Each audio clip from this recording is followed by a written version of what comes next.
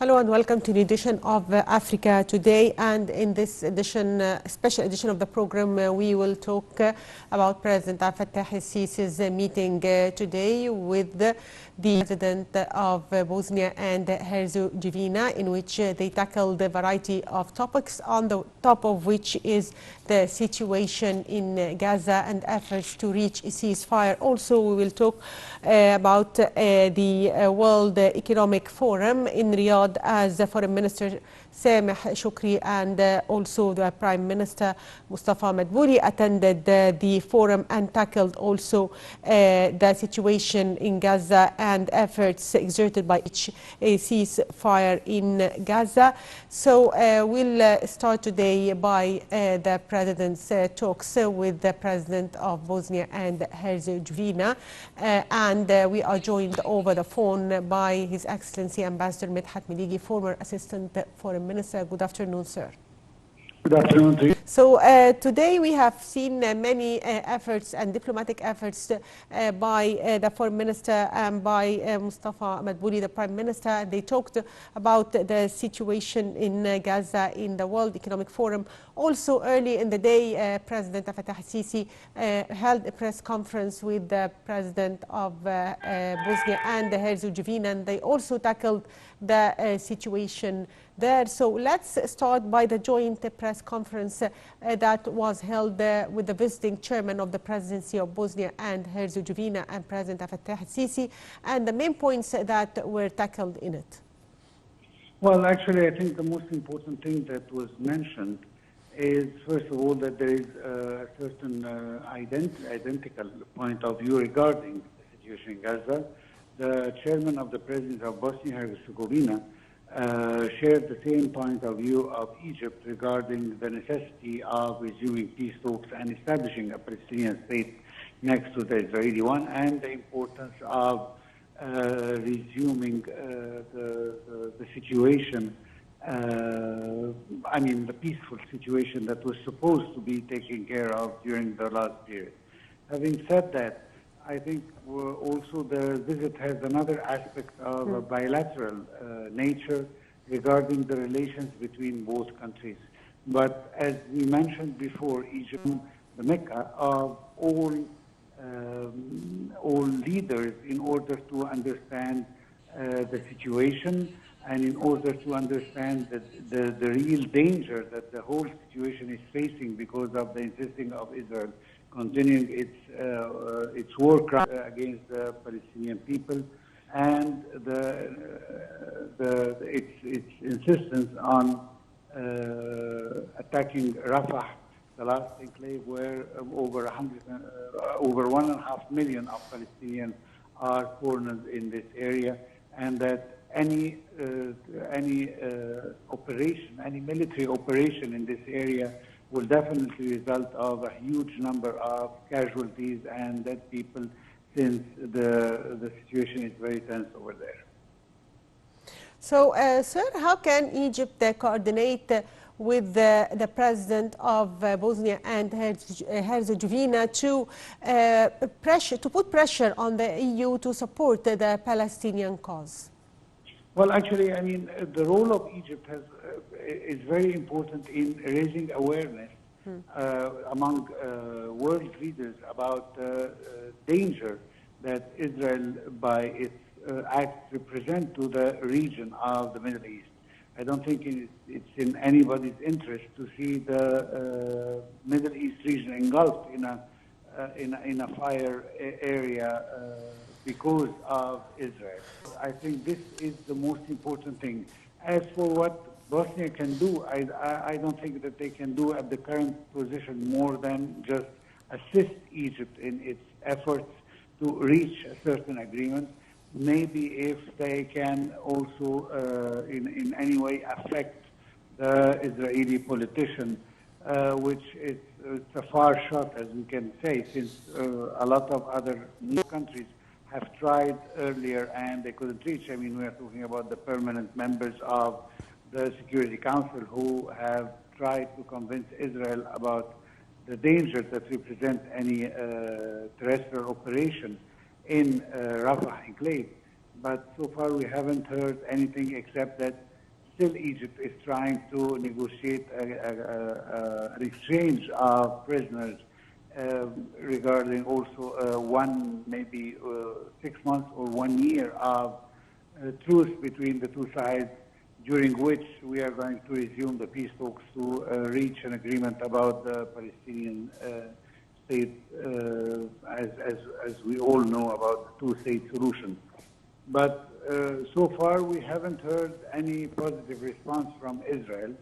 And of course there is always a need of support with the humanitarian aid, and maybe Bosnia can also help with more aid when Israel will permit more trucks to enter to the region and help the starving Palestinian population. So I think this is in large what Bosnia can do. But the most important thing, I think, that the political point of view is identical about holding all fire at this point and not to escalate the situation, and moreover the urgency of having a Palestinian state, because as we mentioned before, as long as there is occupation, there will always be resistance movements. If it is not Hamas, it will be definitely another group, because this is what people are supposed to do to respond to their aspiration to have an independent state. So, sir, if we move to between Egypt and Bosnia and Herzegovina and prospects of economic cooperation between the two countries, how do you see it? Well, actually, I think the most important thing is what was mentioned by His Excellency, the President of Bosnia and Herzegovina, when he mentioned that Egypt represents a leading country in the Arab world, in the Middle East, and in the Mediterranean region. And he even mentioned during the press conference with His Excellency President Abdel Fattah al-Sisi that we want to expand relations with Egypt in the economic field and raise the level of trade exchange. In short summit, along also with his statement when he mentioned that there is a lot of businessmen, Bosnian businessmen, who wants to invest in Egypt, and this is something that Egypt have been looking for with various countries of Europe, and in order to also enhance our economic situation. So we are trying to attract investments, and this is a good statement by the President of Bosnia and Herzegovina, which is an indication that Egyptian economy has moved forward to the point that it attracts more and more businessmen who want to invest in Egypt. As for the scale of investment, I think this is going to be for the more technical level to discuss exactly which field that Bosnian businessmen can elaborate with Egypt in various fields. I think these are the most important thing, but the political will is here, and this is the most important thing. This is what presidents do, is to express their political vision about economic vision, and this is what counts at this stage. Yes. One more question about the historical relations between Egypt and Bosnia and Herzegovina, as Egypt was one of the countries, the first countries that supported them, that supported Bosnia. How do you see the historical relations that bind the two countries? Well, actually, the historical relation with the former Yugoslavian Republic is very, very old. I mean, and since Bosnia and Herzegovina was part of this Republic of Yugoslavia, so we had relations before, but of course, because of the situation and the conflict that took place during the separation of this country, I mean, the disintegration into one country to become 7 countries, including one of them is Bosnia and Herzegovina. I think that Egypt, in its recognition of the sovereignty of the state once it has proclaimed its independence from the Yugoslavian former republic, and Egypt recognized it, and we have diplomatic ties. We have an embassy there. They do have an embassy here. I think that from the beginning we supported Bosnia and Herzegovina, and even His Excellency, the President of the Republic today, have mentioned that he is aware of the efforts of Bosnia-Herzegovina to become a European member in the European, and he wished success and progress on this important path for the country's future, and which means that we are on very good relations with Bosnia, and they recognize that Egypt was one of the first countries who recognized their independence and established diplomatic relations with them. So we will build on that to try progress politically and economically in all fields, of course.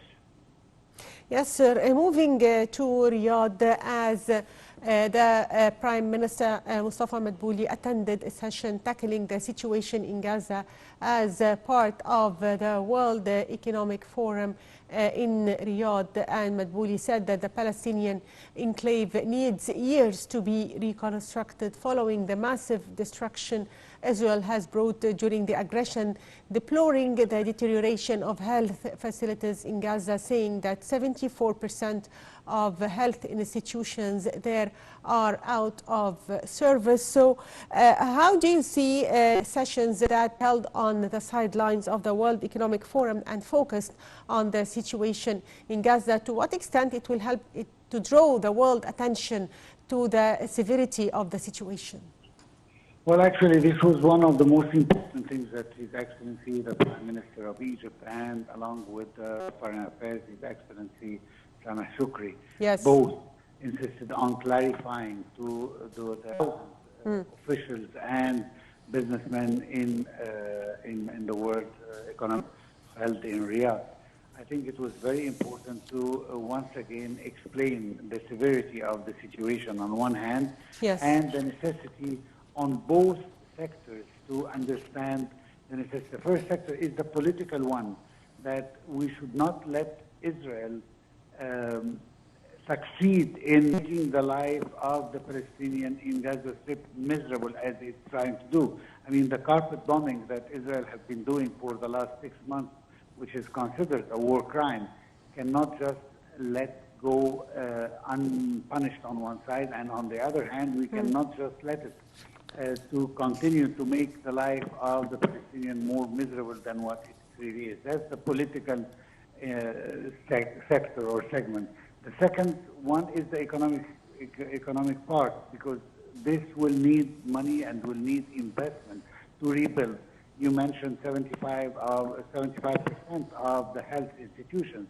I'm talking about over 70% of all civilian building and civilian institutions. We are talking about schools, we are talking about universities, even homes, roads, everything. The whole Gaza Strip needs to be totally reconstructed with all its civilian institutions. And this will necessitate a lot of investment on one hand, and a political will from the world community, which is all gathered now in Saudi Arabia to attend the World Economic Forum, and they have to get ready, and Egypt's role is to prepare this world community about the next step, or the day after, as we call it, once the war ends, because the Palestinians are staying on their land, and they will need all kinds of civilian institutions to resume their life as any people in the world has the right to do so. So I think that was the most important thing done by His Excellency the Prime Minister and the Minister of Foreign Affairs, to seize the opportunity and explain this necessity to all the world leaders and the world economic dignitaries who are there already in Riyadh. Also, Foreign Minister Sameh Shukri said he is hopeful about a new proposal for truce, as a Hamas delegation was due in Cairo for talks on Monday, and said that the proposal has taken into account the positions of both sides and has tried to extract moderation. So are you hopeful about the visit by Hamas delegation, and do you expect that they can reach an agreement? Well, I sure hope so. Unfortunately, the Israeli government sees in the continuation of the war Yes. its only security to remain in power as a government, as a coalition government. Unfortunately, it's a right government, and many ministers do not want to see that there is a peace process or a truce in what's going on. But we hope that the security of the hostages is going to make them accept the terms and the situation that is proposed by Egypt, and of course the compromise that Hamas is willing to do in order to spare the lives of Palestinians. The most important and the most thing now is to spare the life of the Palestinians in Rafah. This could, as we said at the beginning of the intervention, that it's very dangerous, not just for Gaza and for the Palestinian people cornered in Rafah, but also for the whole region, because the repercussions of such an operation will not just be on the Palestinian in this enclave, but will actually reach out for many other countries, neighboring countries, and of course Egypt is one of them. And this is a matter of importance to us, to spare the Palestinian life, not to accept the liquidation of the Palestinian cause, and thirdly, to not to accept the forced displacement of Palestinians from their territories, whether internally or externally. So, sir, the top diplomat also deplored the failure by foreign media to provide a balanced coverage of the conflict and to report the realities of the deteriorating situation in Gaza as a result of the Israeli aggression. And what's your take on this? Well, I believe that the media in the West in general is still undertaken by its classic vision, which always by nature adopts the Israeli narrative about any conflict or any story that is happening. Unfortunately, although we've seen a serious change in the public opinion, whether we are talking about Europe or we are talking about the United States, I mean, the university movements in the United States is right before our eyes, and we see how they have changed the public opinion in general, and it's expanding. But the media, the mainstream media, is still absorbed with the same classic point of view that Israel is a country that is surrounded by many enemies and it has the right to defend itself and so on. And this, I think, what His Excellency, the Minister of Foreign Affairs, meant by that the media has to start to see things the way the general public is seeing. They are supposed to reflect that and not to see it as for instance, the United States officials and the American administration is propagating that this is an anti-Semitic movement. No, it's not an anti-Semitic. It's just that people have different sources of knowledge, and they are seeing things the way they really are, and not just involved with their own media that gives only one side of the story. So now there are other sides, and that's why we're starting to formulate another point of view regarding the Israeli-Palestinian conflict. And they see how just and fair the Palestinian cause is.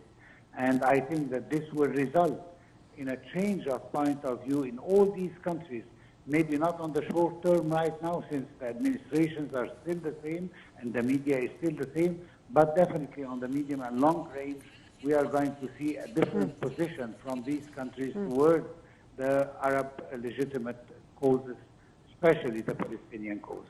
We hope that this will result soon enough to spare Palestinian lives who are endangered right now if Israel insists and continues its invasion to the Rafah enclave.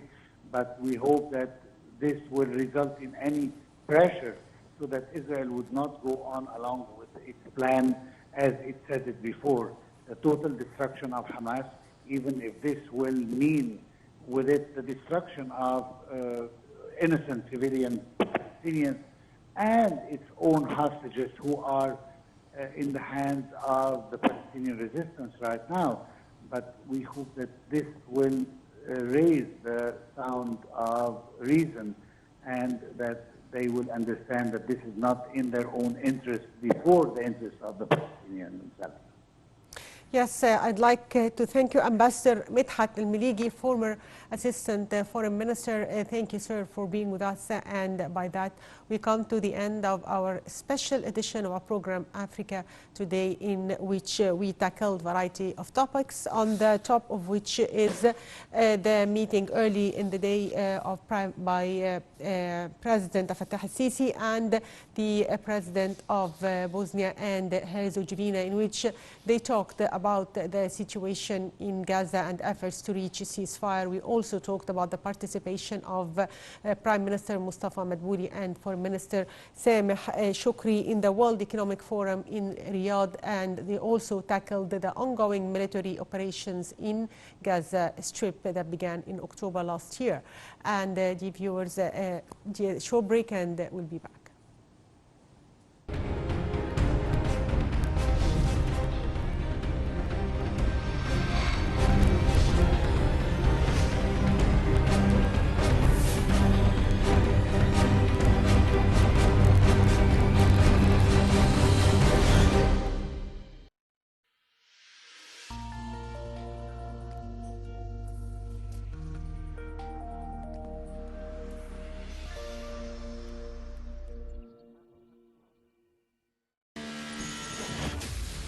Egypt opens up to the world. President Abdel Fattah al-Sisi meets with world leaders.